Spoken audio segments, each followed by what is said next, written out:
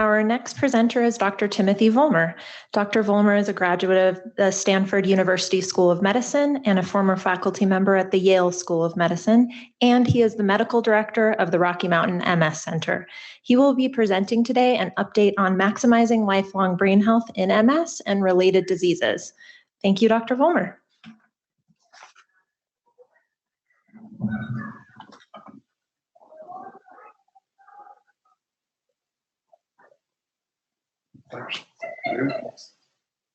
Thanks, Gary. So welcome, everybody. It's a pleasure to be back here. It's nice having the in-person summit finally after a year and a half. So I'm going to be talking about this concept of lifelong brain health, and it's a concept that we've been discussing in the Rocky Mountain MS Center for the last decade, and it's catching on around the world as well. My goal here is to help you understand some of the rationale behind it, the concepts, and what we know about the biology of it, because if you understand that, then you have a better chance of developing a program for yourself that you can actually maintain. And although I will talk briefly about disease-modifying therapies, most of the talk is on other aspects of maintaining brain health. And one point I would like to make is if you're over the age of 30, most of my talk is relevant to you, no matter what. Okay, so we're going to, in order to understand maximizing brain health, we need to have a review of a concept called neurological reserve. So neurological reserve is a term that we use in neuroscience that refers to the capacity of the brain to compensate for injury and maintain normal neurological function. And it does this by shifting damaged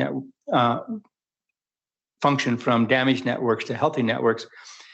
And neurological reserve, from a concept standpoint, has two different components. One part is called brain reserve in the literature, and brain reserve refers to the biological characteristics of your brain that are part of brain health. And this includes the number of neurons you have and how many connections you have between those neurons, and I'll discuss a little bit more. And then there's active reserve as a concept. And active reserve is the component that you have control over. You can expand the amount of reserve capacity your brain has by taking charge of your life, and I'll tell you how to do that. So it turns out that loss of neurons is a hallmark of multiple sclerosis, and it's the loss of neurons that actually leads to most of the disability. So demyelination is part of the disease, but the key part is really loss of neurons. However, loss of neurons is also part of life. All of us will begin to lose neurons after the age 30 to 35. But our ability to compensate for that age-related loss of neurons is related to how much neurological reserve we have. That's why this conversation is relevant to all human beings over the age of 30. So you are born with pretty much all of the nerve cells you're ever going to have. There is some ability to make new nerve cells, but it's relatively limited. And when you're first born, you have a lot of nerve cells, but they're not all connected up in a lot of ways. And that's what happens through early childhood development, is the brain is putting out branches from these nerve cells. The nerve cells are connecting with each other, and they're creating networks. And these networks can be quite dynamic, and they're changing throughout life. So this is neuroplasticity, and this is how taking advantage of this is how you increase neurological reserve. So you're not going to necessarily make a lot of new neurons. You can make some, but what you're going to do is make connections between these nerve cells. And human behavior is not based on the function of a single nerve cell. It's based on how nerve cells are connected in networks. And so the brain can make new connections and create new networks to replace networks that are damaged, and it also creates new abilities. For example, if you're learning a language, you learn a language because you develop a network that allows you to use that language. Same thing for art, same thing for motor activity. If you learn to play tennis, you're creating networks that allow you to play tennis. So factors that impact how much neurological reserve you have include biological factors. These are things like genetics and in utero health. So the development of the brain in the uterus is dependent upon the health of the mother and having adequate nutrition. And that will determine how many neurons the baby is born with and a number of other factors around baby brain health. After birth, it's our activity level, how much education we have, how much physical activity we have, how much we can avoid depression, anxiety, fear. And this active lifestyle generates production of neurotransmitters. It generates angiogenesis, which is the development of blood vessels that provide oxygen to the brain. You do get some new generation of nerve cells, which is called neurogenesis. and you produce hormones that help support neuronal function. They're called neurotrophic factors. It decreases the function of stress-related parts of the nervous system. It decreases neuroinflammation. It decreases oxidative stress and excitotoxicity, which is a mechanism where nerve cells are overactivated and which can kill them. As a result of living an active lifestyle, we improve cognition. We also improve motor function and sensory function, and we can decrease stress and depression. And so all of this together determines how much neurological reserve you have. And the neurological reserve gives us resilience to all sorts of brain diseases, not just MS, but Alzheimer's disease, Parkinson's disease, normal aging. And it also relates to how much recovery function you can get after an injury, say a traumatic brain injury or a small stroke. And the more reserve you have, the more recovery you can get. In terms of MS, this concept of neurological reserve is important because it helps us understand the different forms of MS that we see. So in this is a graph from a paper that we published last year. It goes over all the different factors which I've already talked about in terms of what creates brain reserve. But the point here is in the natural history of multiple sclerosis, most patients who have MS will have a significant amount of disease before they're ever diagnosed. And that's because 90 to 95% of new lesions that form in the brain are clinically silent at the time that they occur. And that's occurring mostly at onset of the disease. And onset of the disease is usually in the late teens or early 20s, and yet the diagnosis peaks at age 30. And so that preclinical phase, the brain is being damaged and neurons are dying and the brain size is decreasing. This is the trajectory for MS. This is normal, healthy people up here. And that initially, that loss of brain volume is compensated through neurological reserve, but eventually patients use up that neurological reserve, and that's when they begin to accumulate irreversible disability. And that also uncovers the effect of normal aging that I mentioned. And so progressive disease is a combination of ongoing MS inflammation and the effect of aging that's now unmasked because we've used up that neurological reserve. That fundamentally changes what we can do from a therapeutic standpoint. If we treat patients back here at the beginning of the disease with highly effective therapies, they're steadily getting better year after year. It's really remarkable. But out here, because they've used up that neurological reserve, we can shut off the inflammatory phase, which slows things down. But there's probably still a little bit of inflammation going on in the brain, and that will show up as loss of function. And we've unmasked the effect of aging. And because we've used up neurological reserve, they don't get as much recovery of function. So this is the major problem that we have with MS is treating this area out here, which is primary progressive, secondary progressive MS, and late phase relapse remitting MS. And clearly we have a lot of progress we still have to achieve. But right now, it means that for people that are just developing MS, we should be using highly effective therapies at this point so they don't end up out here. And it looks like that if we use highly effective therapies in early phase disease, they do follow more of the normal course for normal aging. Also, as I mentioned, it helps us understand the different phases of disease. And so I would argue that progressive forms of disease are simply those patients who have had disease long enough that they've used up neurological reserve and they've unmasked the effect of even low-level inflammation as well as the effect of aging. And that explains what we've seen in all the clinical trials of progressive disease, which have never been as good as they are with relapse-remitting disease, as well as what we see anatomically and histopathologically. Now, this is called the Cognitive Leisure Scale. And it's a 1 to 5 scale where people rate how often they do something. How often they read books, read magazines, make art, play musical instruments, play games, hobbies. And it's 5 is they're doing it several times a week, and 1 is they're doing it less than once per year. And it turns out, if we just ask people about these kinds of things, which are fun, these are things you do to enjoy life, the more they do of them, the better their neurological reserve and the better their brain health. And studies have demonstrated over and over again for people that are going to be suffering from Alzheimer's disease, for example, if they have high scores on this scale because they're doing a lot of these things here, it takes longer for them to develop symptoms of cognitive dysfunction with Alzheimer's disease. The same is true for multiple sclerosis. This is a study from James Manowski's group back in 2013. So the first graph here up on the upper left, they're looking at brain volume size and cognitive function. And what it shows is that doing these cognitive tests that they were doing, that patients had better cognitive function if they had larger brains. As we know, we've talked about before many times, is that one of the hallmarks of multiple sclerosis is that the brain is shrinking at an accelerated rate because nerve cells are dying at an accelerated rate. And so brain volume is a correlate with neurological reserve for us in MS. Having larger brains also allow patients to compensate for ongoing MS disease activity. So the blue line are patients who had larger brains, the red line is patients who had smaller brains, and with ongoing MS disease activity, the patients with smaller brains develop more disability. But on this side, they're looking at that cognitive leisure scale that I just showed you. And again, they showed that MS patients who had more cognitive leisure activities, were reading more, playing card games, doing puzzles, doing hobbies, they had better cognitive function, and they were better able to compensate for ongoing MS disease activity. So, things that we can do to increase neurological reserve. Well, there are a few things that we have very strong scientific evidence that these things do increase neurological reserve. And then we have other things which we think will help neurological reserve. And the scientific data is in generally supporting that, but it's not definitive yet. So the things that we have extremely good scientific data that work is cognitive activity, cognitive training. That's formal education.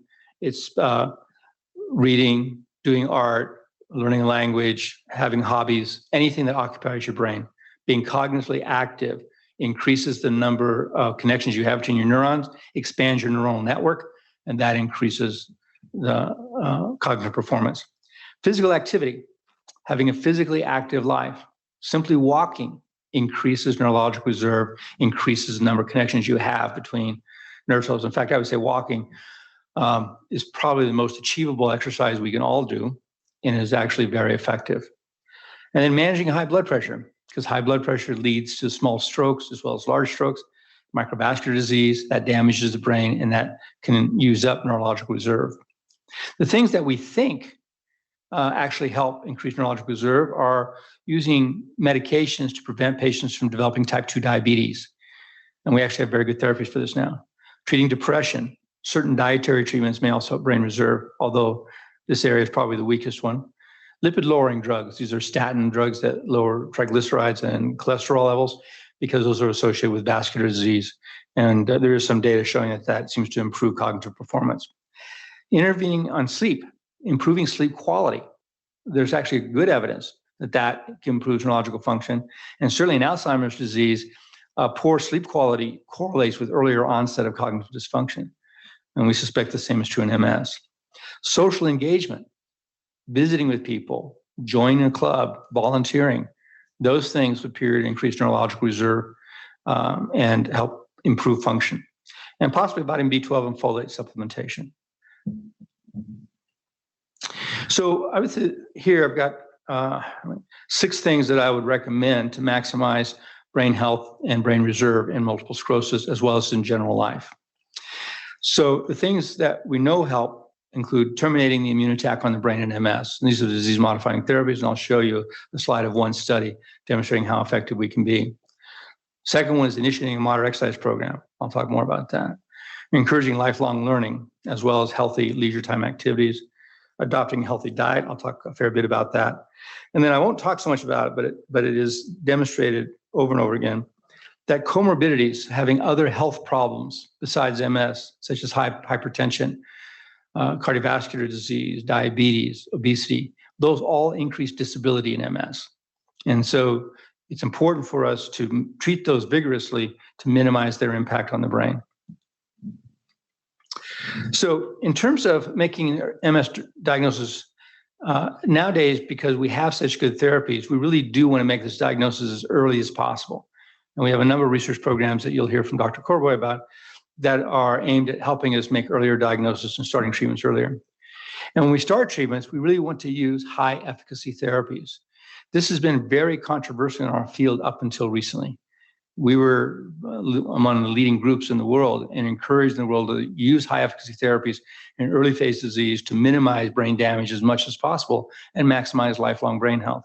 And now there are at least 6 studies published or presented in this last year demonstrating that that is true. People who get early treatment with high efficacy therapies are doing much better than patients who got started on the less efficacious drugs such as Copaxone, the interferons, teriflunomide, and other less effective oral drugs. One example of this is ocrelizumab. There are many different high-efficacy drugs. Ocrelizumab is just one of them, or Ocrevus. This is the Ensemble Study. This is a single-arm, open-label study of very early MS. So these are patients that have only recently been diagnosed with MS. In other words, they've had a diagnosis less than 3 years. They have relatively low disability. And in this group, they're actually quite young. So the mean age in this group is age 31, which is right about the age when people are normally diagnosed. It's a study to see how close to remaining normal we can keep people. And it's a large study, involves 1,200 patients. It's an international study, involves 50 countries. And this is the 1-year data. And so we're using an outcome measure. So an outcome measure is whatever you're going to observe in your study to determine whether the drug's working or not. And this is a measure that's called NEDA, no evidence of disease activity. And it has 4 different components. So to meet the criteria for no evidence of disease activity, patients cannot have had any progression of disability, so they remain stable or improved. They can't have had any relapses, no new lesions on brain MRI, and no active lesions on brain MRI. And at 1 year, about 83% of patients still met that definition. And if you look at the individual components, at 1 year, about 95% of people had no progression of disability, had no relapses, had no MRI lesions. That means 19 out of 20 people on this therapy had no evidence of disease activity following the year following starting Ocrevus. This is a 5-year study, and so we're just finished the first year. However, the year 2 data is coming in now, and it's basically the same as this. So the point of this is that we really can shut off the inflammatory disease. What we can't do is repair the brain actively, other than things I'm going to talk about. So if we can shut off the inflammation, we want to do that as early in the disease course for anybody with MS as we can. In this study, we also looked at a more sensitive measure of ongoing brain injury, which are blood markers of proteins that are related to the loss of neurons. When neurons die, they release a number of molecules and certain proteins. In this case, it's neurofilament light. So neurofilament light levels in the blood reflect how many nerve cells are dying in the brain. And on this particular graph, pink is normal healthy controls. And then the dark blue and the gray are the MS patients. The gray is patients who had active lesions at baseline or a relapse just around the time they had entered the study. And the darker blue are the rest of the patients that didn't have a recent relapse or active lesion on their MRI. The point is that in general, the MS patients have substantially higher levels of neurofilament light in their blood. At 1 year of treatment, they've almost normalized. So they're not quite, there's still a little bump over here that's a little bit more than we would like to see. But we have decreased markedly the amount of damage occurring in nerve cells. And this is something that we continue to work on. Now, exercise. There is no single exercise program that we can recommend for people. And the reason is that there's no best exercise program for everybody. And that's because you have different interests, a different kind of body, different opportunities. The best exercise program for you is one you will do. Okay, that is the key. And it does not have to be unpleasant. It does not have to be extreme. Extreme exercise, pushing your heart rate up to its theoretical maximum with each exercise period, is not necessary to maximize health. In fact, endurance athletes do not live longer lives. People who run marathons actually have a significant shortening of their lifespan, mainly because of unexpected cardiovascular events.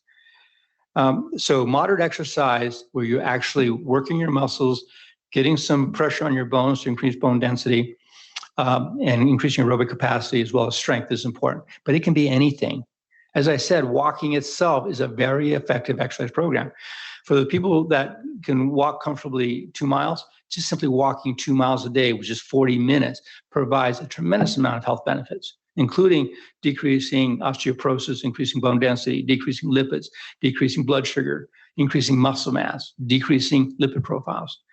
So just walking 2 miles a day and talking with somebody is a very positive exercise program. You can play any sport. You can swim. You can do yoga. Just being physically active is important. So you need to pursue an exercise program you can live with. And it doesn't have to be the same every day. You can do something different every day. It should include some strengthening. It should include some stretching. It should include some aerobic capacity. And again, it doesn't have to be going to a gym. Play a sport. Pickleball is all the rage in Arizona.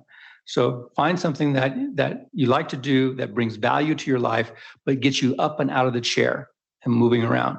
And do that at least 150 minutes a week, preferably 20 to 40 minutes a day. So also live an active lifestyle. Read, write, do art, teach, learn. Don't have just one hobby, have a dozen hobbies. Learn to, when you do a hobby, you tend to learn things about it. And that creativity expands your neural network. That's the whole point. So anything when you're using your brain to learn something new increases the size of the networks that you have in your brain, which increases neurological reserve and brain health. However, there is one thing that we need to not do quite so much, and that's watching TV. There are several studies out that show that there's a direct correlation between the number of hours that we watch TV per day and how soon we're going to have cognitive symptoms, either due to Alzheimer's disease or just normal aging. So we don't seem to expand our neural network by watching TV. The evidence of that is I can ask you what you watched yesterday, and you're going to have a hard time remembering what actually happened in those programs because we're not really memorizing. So it's not saying that you can't watch TV, you can. But design your day, if you heard before on the previous lecture, is that you need to plan out your day. So you actually have an agenda of what you're going to do. And that agenda needs to include things that get you up and socialize with people, learn something new, and be physically active. The evidence that this is important for MS is here. This is published in 2014 in the Pinner's group. And basically, they're looking at people who had more educational activities versus those that had less. And they show that people that have more educational activities have better ability to compensate for MS lesion loads. So the more MS plaques, they have less loss of function than patients who had less educational activities. And also, they compensated better for the loss of brain volume, which characterizes MS, but also characterizes normal aging. So just having more education, and this is, again, anything you want to learn. Doesn't have to be formal college classes, but anything you're learning. But doing that helps the brain compensate for these changes that occur in all of us at one time or another. And then diet. Diet is incredibly important. But it's important because if you have typical American diet, then you have a 46% chance that you're overweight and an 18% that you have morbid obesity. Morbid obesity means that you have enough weight that it's actually going to shorten your life. Okay. And that's the major problem that we have, is that we take in too many calories by and large in modern society. Now, there are many diets that are proposed out there. Wall's diet, paleo diet, swank diet, lots of diets. These, I would call them belief diets. These were diets that were developed by somebody who believes that a certain pattern of diet or a certain stage in human development or something, we had a diet that was more optimally matched to our biology. However, these belief diets do not have any strong scientific evidence that they work. In fact, the studies that have been done have modest, if any, benefits with them. And the other problem with them is they do not promote quality of life. The evidence for this is that in the Wall's diet, compliance rates, in other words, the percent of the population who start their study will actually stay on it for 3 months, is only 50% on average for these studies. And that's with a lot of support. So if half the people are going to stop a diet that they believe enough in to start, while they're actually getting support, coaching and things to remain on it, that tells you it's not a very tolerable diet. If you go out to 6 months, it's 70% of people will discontinue these diets. That includes the swank diet and the paleo diet. So the thing about a healthy diet is there's nothing magical about this. The components are listed here. One is you need to maintain an adequate amount of protein, and that's between 60 and 100 grams per day. And the reason for that in MS in particular is that if you aren't taking enough protein in, you may not be getting enough of the essential amino acids that you need to make proteins.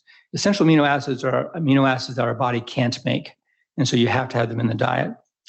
But also, if you don't take enough protein, you metabolize your muscle, and that makes you weaker. So have enough protein to protect your muscle. And then the recommendations are simple. Just make fruits and vegetables a major part of your meal. Increase the amount of whole grains and nuts that you eat. And then introduce variety into your diet. Try some sardines. Eat olives. just that variety. The Mediterranean diet isn't a specific diet. It's a rich embracement of the foods that we have in the world. That's what it is. And that's what we're telling you to do here. But you have to control calorie intake. Now, the problem is that 46% of us are overweight. And for many of us, we can significantly improve our health by decreasing our weight. That has always been a very difficult thing to do. So compliance rates with diet are low. So on average, the percent of body weight people can lose on typical dietary recommendations is about 2% of body weight, but they tend to regain that weight within a year. The most effective therapy we have four classes of drugs approved, and then there's bariatric surgery. They certainly can have more effect, but those drugs tend to be relatively toxic and not very effective, and at most produce about 4 to 5% body weight loss. And again, it tends to return after a year or so. But there's a recent advance in this area, a drug called Semiglutide, or Wegovy, W-E-G-O-V-Y, that I want to tell you about because I think this is a major breakthrough in the field of weight loss. So Semiglutide is a member of a class of drugs, and there's 5 of these approved in the United States. And they are all called glucagon-like peptide agonists. And it's not really important, but that's a very important hormone-like substance that regulates appetite and a lot of other things. But these drugs actually increase insulin production. So they're used to treat pre-diabetic patients, and they can drop blood sugars and normalize hemoglobin A1C. They delay gastric emptying. They decrease glucagon production endogenously through inhibiting alpha cells in the pancreas. They protect pancreatic beta cells. These are the cells that make insulin from dying. And that's really important because we lose beta cells as we age, and that's why we have more trouble producing enough insulin. As I said, it improves diabetes control. So hemoglobin A1Cs go down, lowers blood pressure and total cholesterol, improves cardiac function, decreases the risk of heart attack, decreases the risk of stroke. And if people have a stroke, they have better recovery from the stroke being on this drug.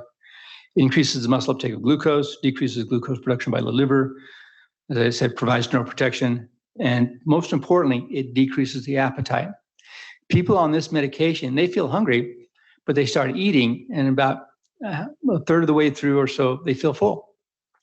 And that's great because then they stop eating. In fact, on these drugs, if they continue to eat, if they overeat, they'll actually get nauseated.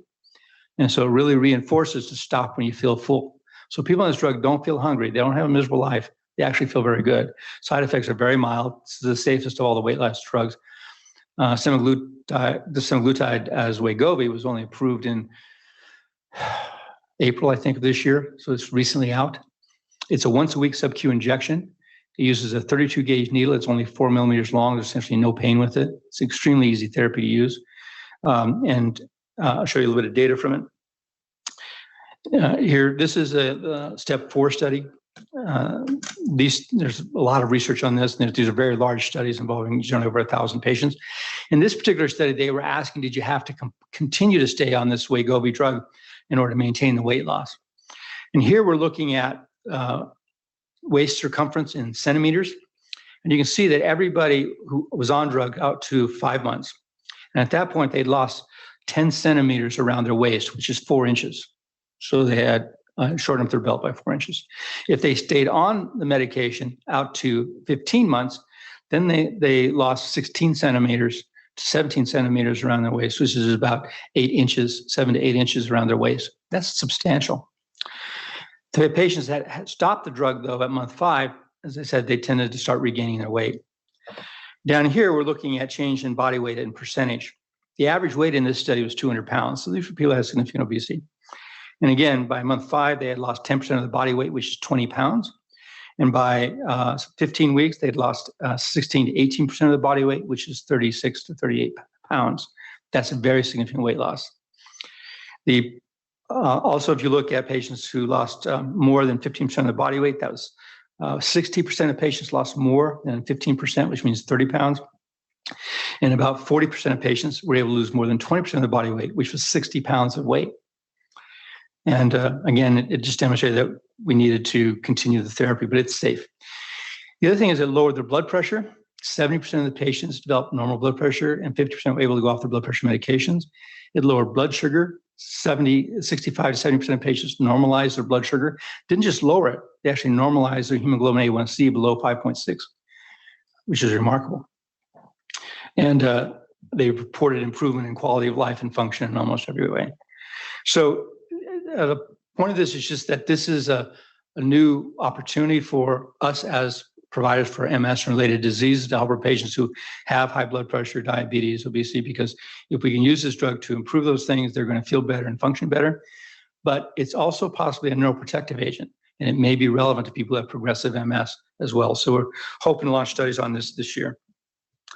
So again, there are lots of things we can do. You do not have to punish yourself to maximize brain health. In fact, the more things you do because you're interested in them, because you like to do them, the more you socialize, the better off you're going to be. So generate the happiest lifestyle you can imagine, scope it out, plan it out, and do it. Thank you.